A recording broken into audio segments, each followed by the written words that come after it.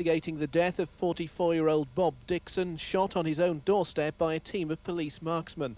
They'd surrounded his house near Huddersfield after he'd fired shots in the street with a silver revolver, the gun he claimed made him the fastest draw in Britain. Bob had shot, I don't know, at the police or something, and then the sort of police shoot back, and then we were escorted off straight away then.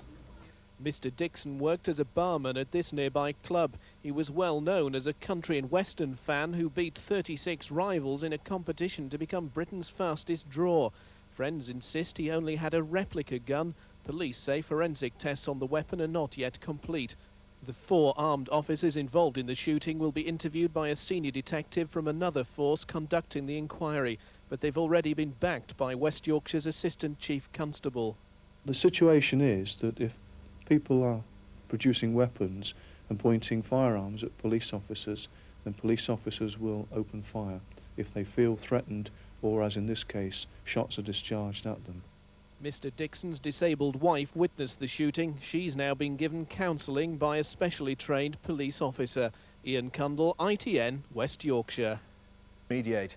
His son was reported to have been wounded in the fighting today. Our Moscow correspondent Julian Mannion reports.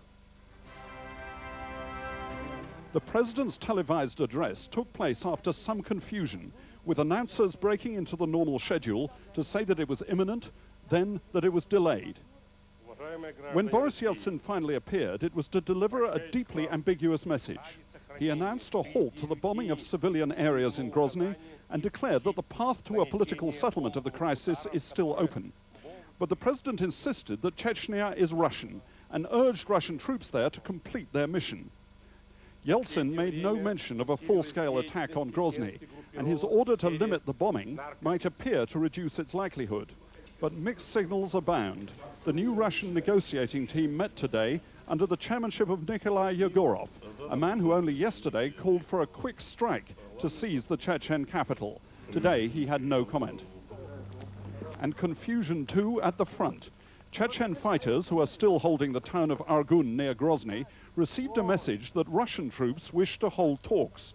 The Chechens walked forward with white flags, but the Russians failed to appear. And the Russian Air Force has now announced that it will continue to attack military targets in Grozny using what it says are precise laser-guided bombs. It seems that for all the talk of negotiations, the Russian leadership remains convinced that steady military pressure will in the end bring the Chechens to heel. Julian Mannion, ITN, Moscow.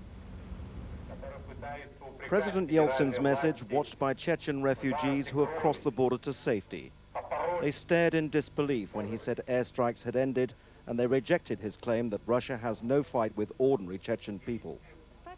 Why does he always lie, this woman said. We voted for Yeltsin, now he makes us leave our homes.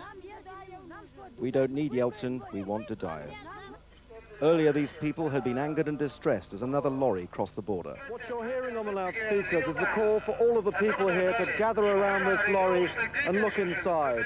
It's the latest victim of Grozny's bombings, an unidentified body. No one knew who he was. Amongst the crowds was Chechnya's Vice President Zalim Khan Yandabayev. Apart from words of defiance to the Russians, he told us there is hope, because hope is the last thing to die.